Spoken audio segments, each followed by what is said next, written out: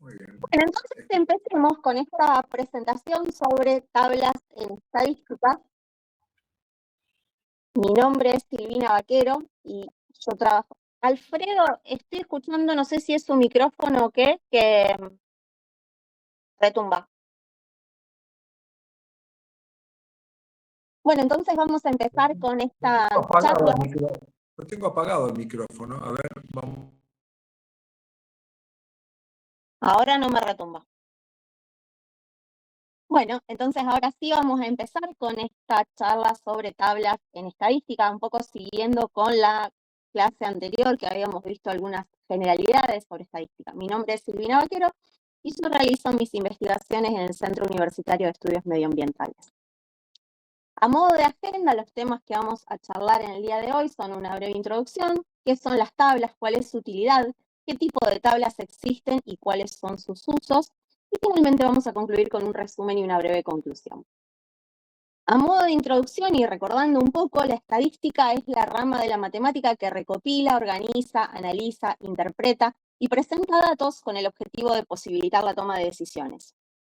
Ahora bien, ¿cómo se hace todo esto? Es un largo proceso que incluye, entre otras cosas, recolección de datos, análisis, y después vamos a llegar al momento de la presentación de resultados, y para eso nos podemos valer de dos grandes pilares, que son las tablas y los gráficos. Hoy vamos a profundizar un poquito sobre el uso de las tablas. ¿Cuál es la utilidad que tiene esta herramienta? Son varias, acá solamente incluí algunas, pero pueden encontrar otras, como por ejemplo organizan de forma clara los datos, facilitan la lectura y el análisis de los datos, permiten identificar patrones, posibilitan la comparación entre diferentes variables, muestran versatilidad en su uso y se asocian a la claridad en la presentación de los datos. ¿Qué tipos de tablas existen? Fundamentalmente 4, o las podríamos agrupar en 4 grupos. De frecuencia, que se utilizan para datos cuantitativos o cualitativos, mostrando cuántas veces ocurre cada valor. Las tablas de contingencia, también llamadas de doble entrada, que se emplean para analizar dos variables simultáneamente. Las tablas cruzadas con porcentajes, que tienen igual estructura que las tablas de contingencia, o agregan una fila o una columna en la que se incluyen los porcentajes para facilitar un análisis comparativo. Y finalmente tenemos las tablas de resumen estadístico, que incluyen en su constitución diferentes medidas estadísticas como media, mediana, moda, etc. Veamos cada una de ellas un poquito más en profundidad, comenzando con las tablas de frecuencia que se utilizan para datos cuantitativos o cualitativos, mostrando cuántas veces ocurre cada valor, como habíamos visto recién. Y a su vez existen diferentes variantes: las tablas de frecuencia absoluta, de frecuencia relativa, de frecuencia acumulada y de frecuencia relativa acumulada. Las tablas de frecuencia absoluta muestran la cantidad de veces que ocurre un valor específico en un conjunto de datos y permite ver cuáles son los valores más comunes o los más extraños. Veamos un ejemplo. Acá tenemos una lista de frecuencia cardíaca en 12 personas en reposo y tenemos los valores que presentan cada una de estas personas. Y acá tenemos una tabla de frecuencia absoluta y vemos que con 60 latidos por minuto tenemos una sola persona, con 62 latidos por minuto tenemos 2, con 64 también 2, y así podemos ir analizando cada uno de los diferentes valores de la variable. Ahora bien, teníamos recién de frecuencia absoluta, veamos qué pasa con la frecuencia relativa. En este caso muestra la proporción o porcentaje que representa cada valor respecto al total. Y permite comparar fácilmente categorías o valores entre sí, incluso con diferentes tamaños de muestra, porque al incluir el porcentaje esto se vuelve mucho más factible. Y es muy útil para informes o estudios donde se quiere mostrar una distribución porcentual.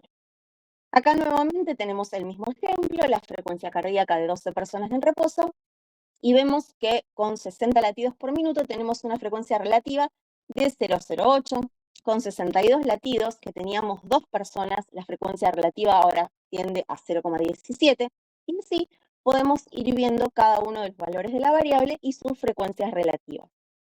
Y si sumamos todos estos valores de la frecuencia relativa, vamos a obtener un valor de 1 y representaría el 100% de nuestra muestra. Tenemos las tablas de frecuencia acumulada, que van a mostrar la suma acumulativa de las frecuencias absolutas, y es ideal para ver cómo se distribuyen los datos de una manera progresiva. ¿Cómo es esto?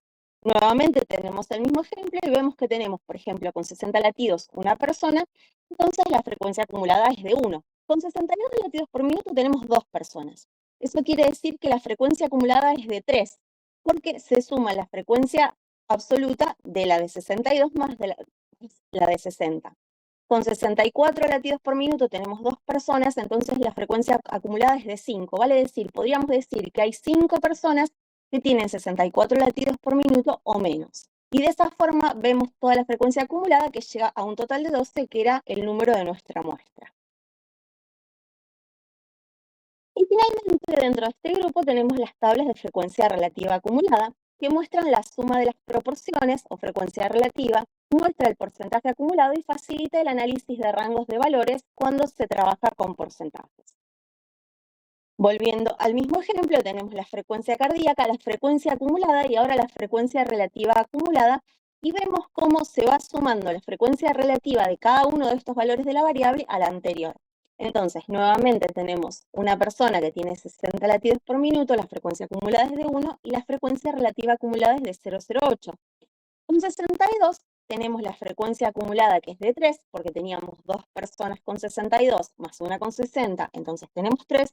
Y la frecuencia relativa acumulada, que si recordamos hace un par de tablas, habíamos visto que con 62 la frecuencia era 0,17, y se suma a este de 0,08, entonces tenemos una frecuencia relativa acumulada de 0,25. Podríamos decir entonces que el 25% de la población, o de la muestra mejor dicho, tiene 62 latidos por minuto o menos. Y de esa forma podemos ir incorporando cada uno de los valores de la variable y vamos a obtener con el último valor de la variable una frecuencia relativa acumulada de 1 que representaría el 100% de nuestra muestra. Dejemos de lado las tablas de frecuencia y pasemos a ver qué pasa con las tablas de contingencia. Permiten resumir y analizar la relación que existe entre dos variables categóricas, mostrando la distribución de los datos en función de esas variables. ¿Cuáles son sus utilidades? Por supuesto, podemos encontrar más, pero permite estudiar la asociación entre diferentes variables, evaluar riesgos relativos, razones de prevalencia o de odds, que es la razón que existe entre la probabilidad de que ocurra y de que no ocurra un determinado evento, y también facilita la posibilidad de realizar pruebas estadísticas.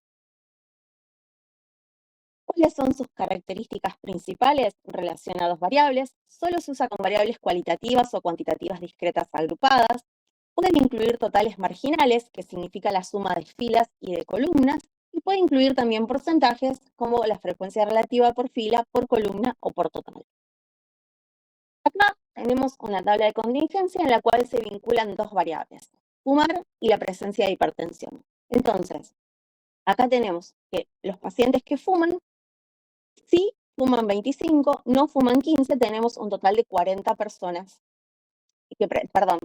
De esto que fuman, 25 sí tienen hipertensión, 15 no tienen hipertensión, tenemos un total de 40 pacientes que fuman. Y de los que no fuman, 10 tienen hipertensión, 50 no tienen hipertensión y tenemos un total de 60 personas que no fuman. Y acá tenemos el total de todos aquellos que tienen hipertensión, que es 35, y de los que no tienen hipertensión, que es 65, y llegamos a los 100 pacientes que hemos analizado en nuestra muestra. ¿Y qué muestra esta tabla? Por supuesto, uno puede analizar cada una de estas casillas, cada una de estas celdas, pero por ejemplo nos muestra que de los 40 pacientes que fuman, 25 tienen hipertensión. Y de los 60 pacientes que no fuman, 50 no tienen hipertensión. También existen las tablas cruzadas con porcentaje o de contingencia porcentual. Es una tabla de contingencia que muestra los porcentajes de cada variable para facilitar la comparación entre categorías. Siempre que nosotros usamos porcentajes, la comparación se vuelve mucho más fácil. Permite identificar patrones, ya que ayuda a ver relaciones, tendencias y o asociaciones entre variables. Facilita que el público no técnico comprenda los resultados y reduce la confusión al presentar datos normalizados en lugar de cantidades. Volvamos a la tabla que habíamos visto antes, pero ahora lo tenemos presentado con porcentajes. De aquellas personas que fuman, el 62,5 tiene hipertensión, el 37,5 no, y de los que no fuman, el 16,7 sí tiene hipertensión y el 83,3% no. Acá tenemos los porcentajes acumulados, que es el 100% en cada uno de los casos, y ¿qué muestra esta tabla? nos muestra que de los pacientes que fuman, 62,5 tienen hipertensión y de los pacientes que no fuman, 83,3 no tienen hipertensión. El último grupo de tablas que vamos a ver en el día de hoy son las tablas de resumen estadístico, que sintetizan los datos utilizando medidas estadísticas como media, mediana, modo, desvío estándar, etc. Y son tablas útiles para resumir rápidamente los datos, identificar tendencias, realizar comparaciones y es la base además para la realización de gráficos.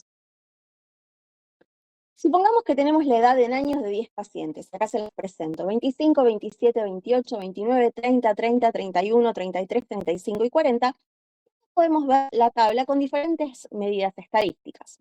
Por ejemplo, la cantidad de datos, el N, que es de 10. La media aritmética es de 30,8 años, la mediana es de 30 años, al igual que la moda, en este caso coinciden.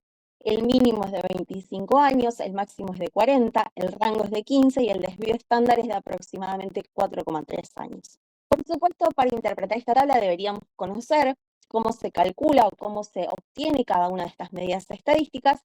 Cuando uno más o menos las conoce, puede interpretar de una manera bastante sencilla cómo están distribuidos los datos gracias a estas medidas.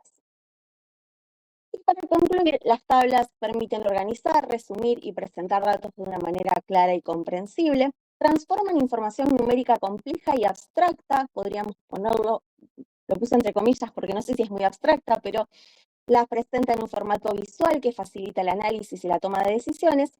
Existen diferentes tipos de tablas según lo que necesitemos presentar y de su empleo correcto dependerá en parte el éxito de nuestro trabajo. Les dejo mi correo electrónico y una frase, porque yo siempre voy a terminar con alguna frase.